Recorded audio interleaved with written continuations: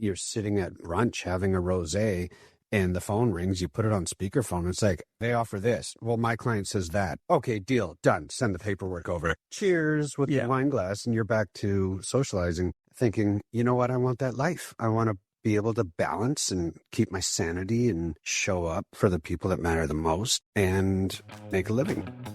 Everyone's got a real estate story. Some are wins and some are total nightmares. We are here to give you the keys to what's really going on in Vancouver real estate. From what it actually takes to become a real estate agent to what it really costs to build a home and all the stories in between. This is the real estate of things, where nothing is off the table and everything is negotiable. My guest today is a real estate agent, a good friend, family man, neighbor, and all-around good person. It is Mr. Colin Cuthbert and my founding partner here at Owl Group Real Estate. Colin, welcome to the real estate of things. Good afternoon, Scott. How's the day going? Good. I'm just fascinated that you had to read that script of my name and my role in your life. So, Colin, known you for a really long time, obviously. Been business partners since, I started in the industry and then you started in the industry. How many years have you been an agent for now? Got licensed in the beginning of 2020, like a hot second before COVID hit. Yeah. Okay. What made you think you wanted to be a realtor? Did you always want to be a realtor? And I think I already know the answer to that, but you tell me. I'd like to preface everything by saying I get really long-winded. I can't tell a short story of a version. I always like to set the table and whatnot, but I even struggle to say it because it's like that cliche, like I've always been passionate about real estate. I'm not a big risk stock market gambling kind of guy. And so my retirement planning was try and buy as many investment properties as I can throughout my life and hold on to them and rent them out. So I started doing that 20 years ago before I chose this as a career. So it's kind of been part of my life, but not as a profession. I would say that the serious thought of this kind of took shape with you. One of those late nights after we got the kids to bed and we're sitting around the kitchen island finishing the bottle of wine that we started at dinner and brainstorming of how to take over the world, probably 10 years ago. So talking about kind of pre-real estate, what were your careers and, what kind of springboarded you into real estate with those past careers? I went to college so that I wouldn't spend my life working in a bar. I worked in a bar to put myself through college. And so spent some time in hospitality, and that was really good character building and really good networking, but also seeing the best and the worst of people throughout that industry and managing people and all that kind of stuff. So that really helped build a certain set of skills for me. Yep. And then had an epiphany one day at a management meeting where I realized that there was no white picket fence and 1.5 children working in that career. So I just abruptly stood up and said, I don't know what I'm going to do, folks, but I can't do this, and left. And then I've always been passionate about cars. Like I just love cars. Some people like to golf and do other things, but I just loved cars growing up. So I got into cars and tried a couple things out and ended up partnering in with a really cool guy to build out a little luxury car boutique and art gallery. And we worked really closely with a lot of professionals, lawyers, doctors, white collar kind of book of clients, and a lot of young entrepreneurs and really cool stories of young folks building out companies and finding some crazy success. So it was really inspiring to see people act on impulses with things and build out creative brands and be in that space. It was really cool. So I would say that all those different experiences, a lot of hard lessons, a lot of failures and things that created some lessons, but a lot of success too, really helped shape, I feel like, my sense of learning how to collaborate with people on both sides of negotiations and deals and spot when things are maybe not as they seem.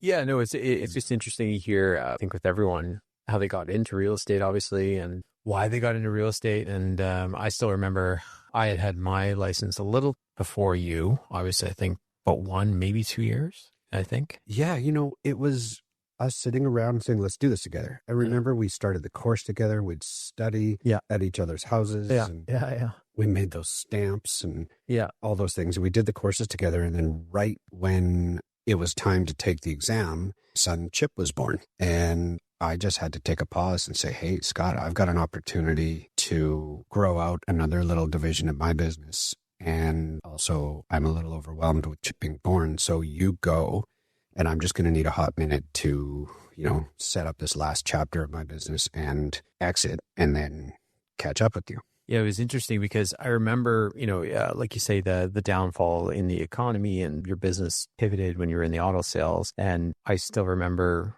we were having dinner together and you were hammering on the phone, having some pretty, tough conversations with people and repossessions and these kinds of things. And I remember you and I having a conversation shortly after you came off the phone. And I said, that's a hard part of the business that you have to deal with. And there's hard parts of every business. But I said, the interesting and kind of nice thing about being a real estate agent is we get paid by lawyers on the completion. and if it doesn't happen, oh man, is there going to be trouble, right? That was all part of it at that time. Like, my business stopped being fun. Yeah. It took over my life. The whole point of this conversation about switching careers to real estate was like, look, I'm burning out before I'm even 40. And I'm not the husband I want to be. I'm not the father I want to be. I need to balance and get some mental health back and all of that stuff. That's really what kind of, started the motion. And you said, you know what, maybe real estate is a good change, is my next career, my next move. Yeah, that was the thought. I had thought about I had done the real estate course 3 prior times in my life, 20 years ago. So 2005, I took the course, and then again in 2007, and then another time later, but just never did the exam and went to the next step. It was just with you on like the 4th time. I was like, okay, that's it. I'm serious this time. Wanted to do it 25 years ago. Yeah. But every one of my friends that I grew up with was a realtor or developer. And I was like, well, I just don't want to fight over the same social circles of clients these people are doing. So I'll go left when they go right. But don't you think that, your past careers, whether it was in auto sales or working in the bars and hospitality and things like that, don't you think that it's shaped you to be a better realtor today that you likely would not have been in your mid-20s? Because there's a lot of people that go into this industry, I think, at a very young age and can be very successful at it. But at the same time, they don't have past careers. They don't know how to pivot. They don't know how to think on their feet. They don't know how to do these things. And I think that for you and I, in our collective backgrounds, I think that's what shaped us to be more well-rounded and, have some success in the business as well, right? 100%. A lot of the lessons I learned serve me today. Yeah, absolutely. Yeah. So fast forwarding a bit. So you did the real estate course, you got your license, and then you and I obviously, joined at the hip from day one. What was kind of your introduction day one, jumping in the pool with both feet, and what was kind of like your first year like in real estate, really? I mean, what were the emotions? What were the trials and tribulations? What went down? Oh, day one was actually like that TV show that you think this is how real estate is done. Like that vision of it. We flew down to Palm Springs for my 40th birthday to go ride that 165K Fondo down in Palm Springs. Yeah.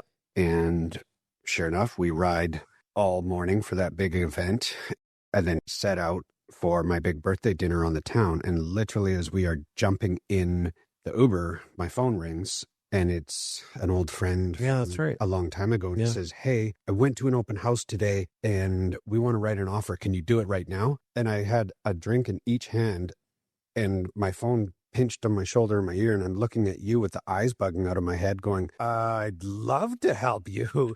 So we're in the Uber on the way to the restaurant and I'm calling another realtor who then tells me, oh, well, we've set a date for offers, so you can't even offer tonight anyways. And that was a massive sigh of relief. We got home from that trip a few days later and competed in multiple offers and won the deal. And that's right. Yeah. I just remember doing the first deal and then just my eyes bugging out of my head going, this is wild. I can do this for the rest of my life and be very happy. I've got a lot to learn and a lot of value to bring to the table, but man, why didn't I do this 25 years ago? Yeah, and it's a common misconception, right, with some realtors, and they think that, everyone's, on their own and you eat what you kill, which you obviously do, but at the same there's always two sides to every single transaction, right? And there's going to be a buyer's realtor and there's going to be a seller's realtor. And I think the longer you go in this business, the more seasoned you get with it. And you think, you know what, let's not burn bridges. Let's make them here. And working with another agent, whether they're new or they've been in the business 50 years, things like that, it's great. We're all theoretically on the same team and representing our buyers and sellers and creating these relationships that can last a long time, because some realtors are in this business for 30, 40, 50 years, right? Which is pretty wild. So you just want to make sure that you're, working as a larger team, I guess you could say, but as an individual and representing your clients. Yeah. And I remember when you had got the head start and you were in the trenches working, I remember something you said to me very early on and to our whole social group here where we live, is that it is way more work than you ever thought it would be. Oh, yeah. I can't believe how true that is. Yeah. But I haven't had a salary in over 20 years. So I've always been out to, build something for myself. So you work for free? Yeah. The two kind of mottos that I have and try to share with the team, and I think we all have, is never burn a bridge. Yeah. And always take the high road. Yeah. It is not the smooth, easy road. And it's hard to do sometimes. It's hard.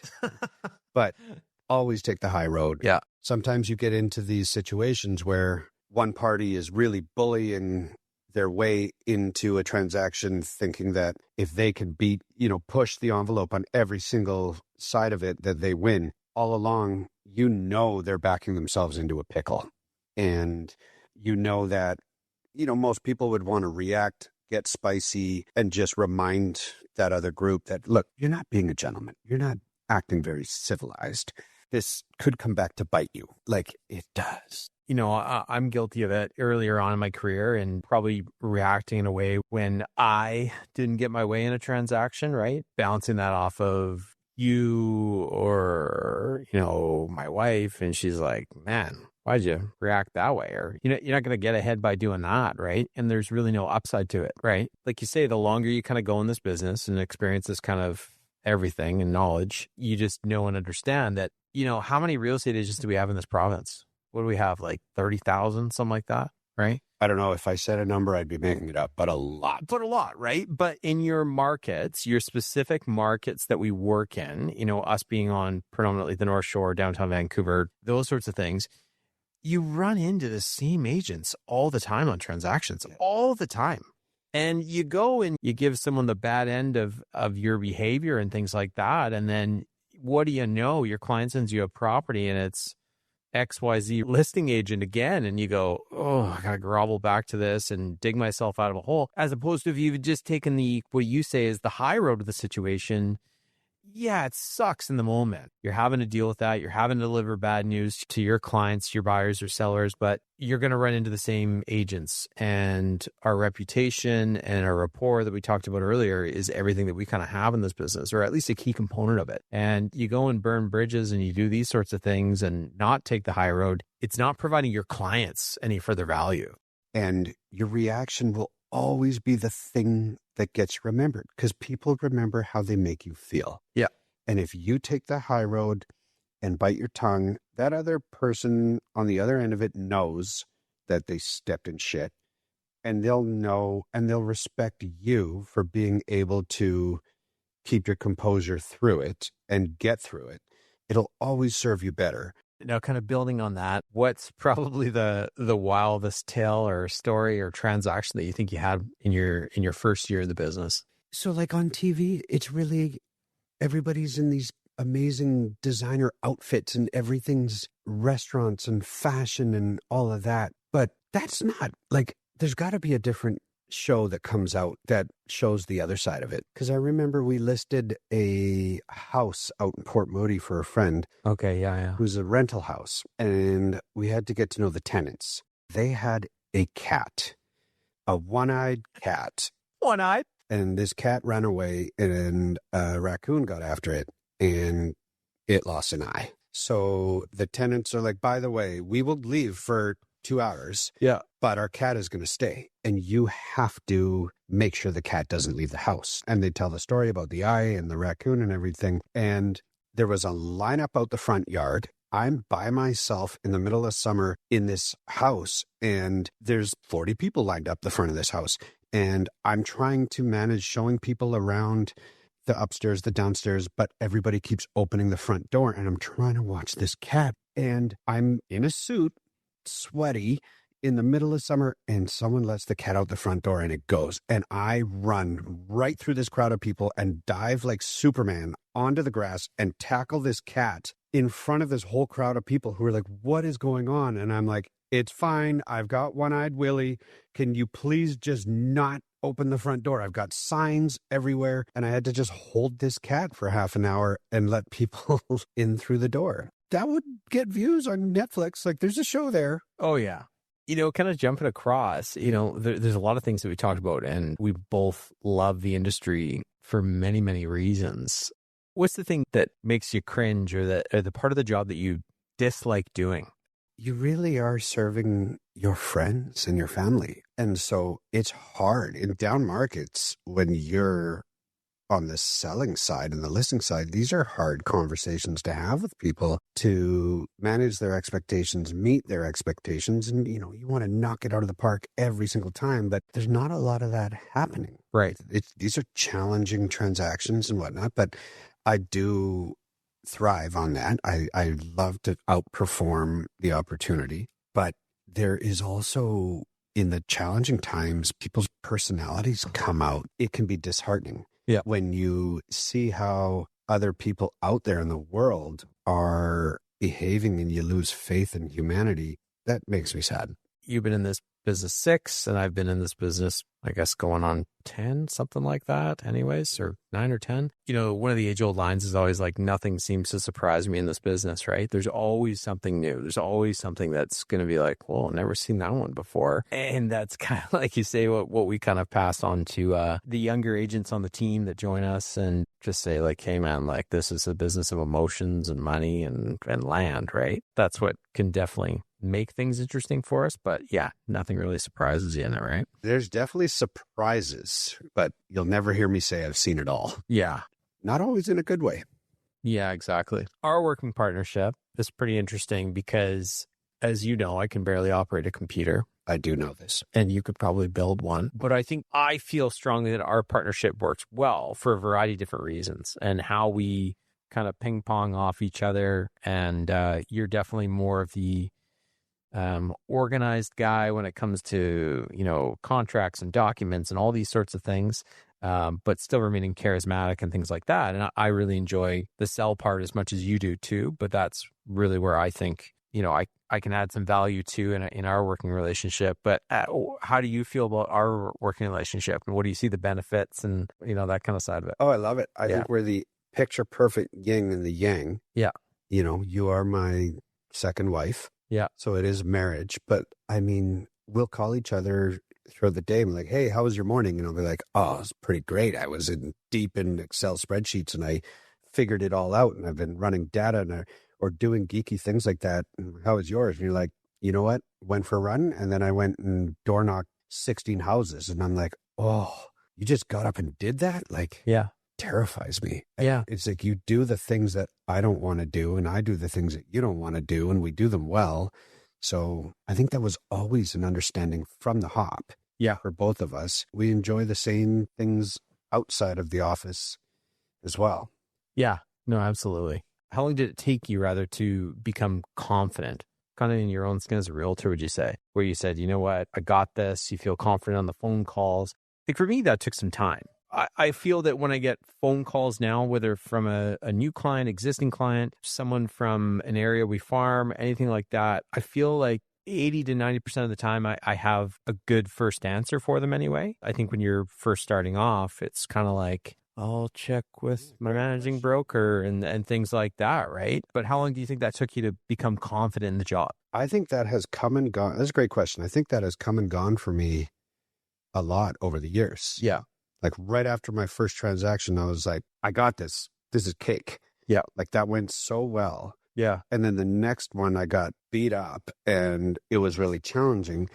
And I was like, oh my gosh, now I don't have that confidence. So I'm going to be a little more hesitant with my responses and really triple check my homework before I give a solid answer. And then you go on a run of knocking it out of the park a lot. You get really confident. So a lot of things will surprise you. I think markets change and shift. So I think now I can answer stuff that is in kind of like that bread and butter business that we do. I can answer right off the top of my head fairly confidently, but I'll always have a caveat or an asterisk saying, look, I don't want to give you hot air and blow smoke. Let me send you data that you can cross-reference with this so I know I'm not talking out my ass. Oh, man, that's great. Open houses, huge component of our business, obviously, and just want to kind of touch on it. You know this. Most every listing presentation we go into, you sit there with the sellers of a home and they say, open houses, some sellers we find say we want to have them every week until the home sells.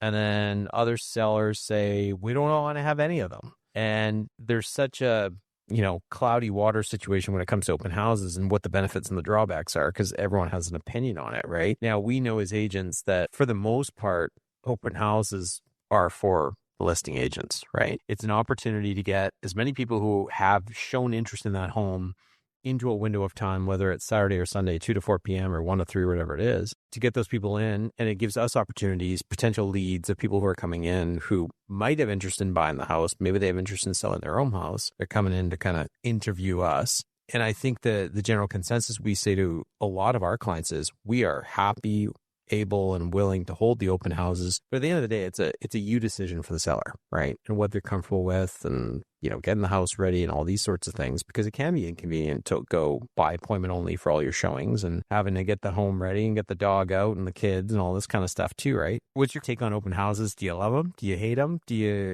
How do you see them? I like them. Yeah, I do. I think it's all part of the big strategy. Depends on the product, the list price. Are the clients living in the home? Do they have young kids who nap? Because usually if you got young kids, that's right around nap time. Yeah. Do you have dogs? Do you have to move mountains to get the house ready? Or is it an investment property that's staged? Nobody's living there. It's no skin off the seller's back to have you go and open up the house and run it. I enjoy the open houses in our neighborhood because it's like a trailer park here. Yeah. And we have so many close friends and clients that are considering something down the line. So it's a good reconnaissance trip for them to come by and see, oh, this is what this house looks like. Here's the pros and cons of this. How does it stack up to mine? What's the price point like and what's the action in the room? Yeah, no, for sure. Real estate agents, like you say, everyone's come through a past career and different backgrounds. And, a lot of people, like we said, are entrepreneurial. They want to get into this industry to control their own schedules, to, kind of write their own ticket in terms of wealth, prosperity, all that kind of stuff. But a question I have, and I do get it asked sometimes, is do you think that you need to have bought or sold real estate in order to be a successful or good real estate agent? I can say from all of my experiences in real estate, not in the profession, has done nothing but help me. Right. Like how many residential tenancies have I worked through and maintenance and repairs on various properties have I had to go through and like those lessons when you're writing checks for all that really teaches you about a roof. Yeah. And vulnerabilities for water ingress and hot water, like all the different systems in a home. And, being so particular like I am with everything, landscaping and finishing quality and homes and stuff. Yes, it helps me. Like when you are working with professionals who are building or renovating your home and you're seeing their finishing levels of like paintbrush strokes on the mantles and things like that, like you really develop eye for those things. I remember my very, very first purchase. My dad was very conservative, he thought I was nuts getting a massive mortgage, buying a place. I thought I could do it on my own and I needed him to co-sign. And I thought I had saved up all the money and everything like this. Darn it all, I was really proud of myself.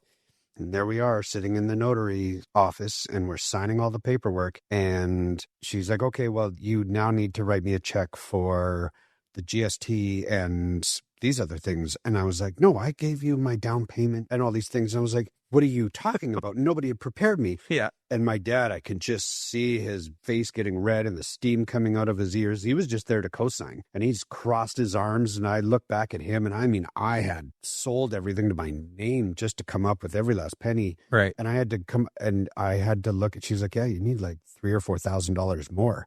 And I could feel the tears in my eyes, and I'm looking at my dad, and his arms crossed, and he looks like he's ready to storm out of there. And I'm begging him. I'm like, Dad, I need to borrow this money. Like 2 months. I will do everything. I will work. I'll get another job. He did. He had to go stroke a check for me. And out of that, now I know when I'm talking to first-time home buyers and things, I'm like, you know the difference between a down payment and then the total cost to close. And like, you have to prepare people and manage their understanding of the transaction from start to finish. And that 99% of the time, like, we don't do a lot of pre-sale brand new condos or homes with warranties. So you're buying a used car. Yeah. And you have to understand that there's no warranty and that things break down. Home inspectors will inspect the home in a certain way, but they're not going to test a dishwasher 16 times in a row to make sure that it's cleaning everything properly. And you have to manage their expectations and get them to understand that.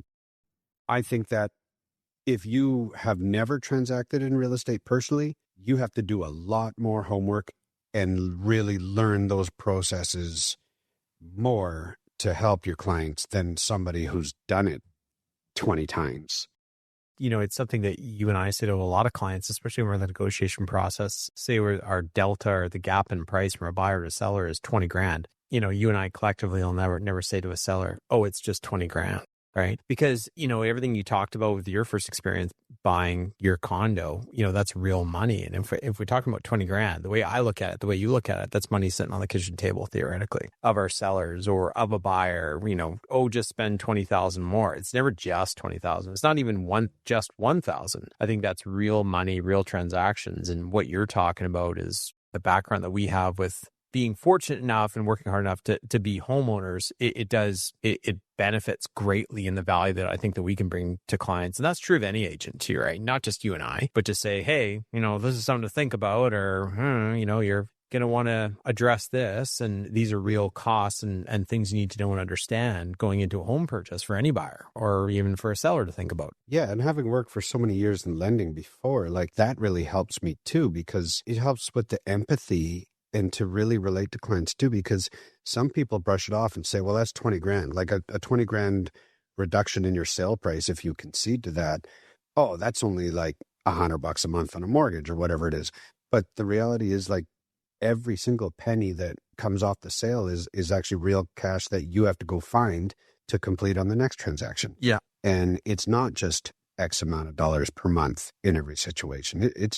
It's real money. All of a sudden you thought you had 20 grand, you know, to cover all those costs. Now a 10 grand drop on your sale price, you got to go to mom and dad or a different lifeline or investments and pull out money to cover that. Find the real money. Yeah. Yeah. Yeah. No, it's a big thing. No, for sure. But I think what some people might want to hear is no massive, you know, crystal ball of real estate, as we always talk about and wish we had. But where do you see the next 12 months going, you know, in our industry? That being, you know, we always get the question, how's the market? And right now it's kind of, it's hard to predict. You know, we've been able over the last 20 something years being able to look at the trends and say, you know, here's kind of how many years to this cycle. It usually teeter-totters in each direction, and we kind of predict. And we had expected it to start off again a few times, but here comes a war between Russia and Ukraine and stalls things out. Here comes a whole bunch of political chaos that throws a wrench in the plan. So, like, it's so hard to predict. I mean, I get the question too quite a bit. And, you know, how's the market? And what I've said to a lot of people is, you know, money has become more affordable than it was, obviously, you know, a year ago, but that hasn't caused a crazy influx of buyers and sellers and things like that. But it's more specific to each product and each buyer, meaning square peg, square hole kind of thing. And if that fits, the transaction happens, right? Whether it's a, you know, $500,000 condo or a $10 million home, there's still money and transactions happening. They're just far less than in the marketplace right now too, right? Yeah. I mean, the way that I'm looking at the cost of money right now is not so much that it's gotten more affordable, is that it's gotten less unaffordable. Yeah. And that these reductions, I mean, make no mistake, when the government is working to lower an interest rate or their lending rate, that's not because they're optimistic in the future and they want to start a party. The government is saying, yikes. Yeah. There's a world of pain out there and we need to ease up a little. For sure. Yeah. And that when everything ran nuts and got out of control, they were just trying to slow it all down and calm things down. And that's what they did. They're not trying to manipulate the housing market per se. And this is my opinion. I can't come out to the world and say, listen to me as gospel. My thought is that, that's what the government pulled that lever to calm things down. All these consecutive rate drops that we've seen have not had a material effect in the market or a large one. I think there's different policies that have come out that have had a more amplified effect. Yeah. But I think it's just going to be supply and demand. Colin, this has been really fun to talk to a guy that I talked to 20 times a day already. Yeah. Which is primarily work stuff. Which is great. On other episodes, you're going to be joining me with some guests, things like that. But where can the people find you online, social media, that kind of stuff? On the line. Yes. The internet. I think it's just Owl Realty, the Instagram, and that's it. I'll get goofy on Instagram for you. Perfect. Okay. Well, thanks for joining and look forward to chatting with you again soon. And thanks for coming. Yeah. My pleasure, treasure. Thanks for hanging out with us. And remember, in Vancouver real estate, nothing's off the table and everything's negotiable. Subscribe now to The Real Estate of Things wherever you get your podcasts.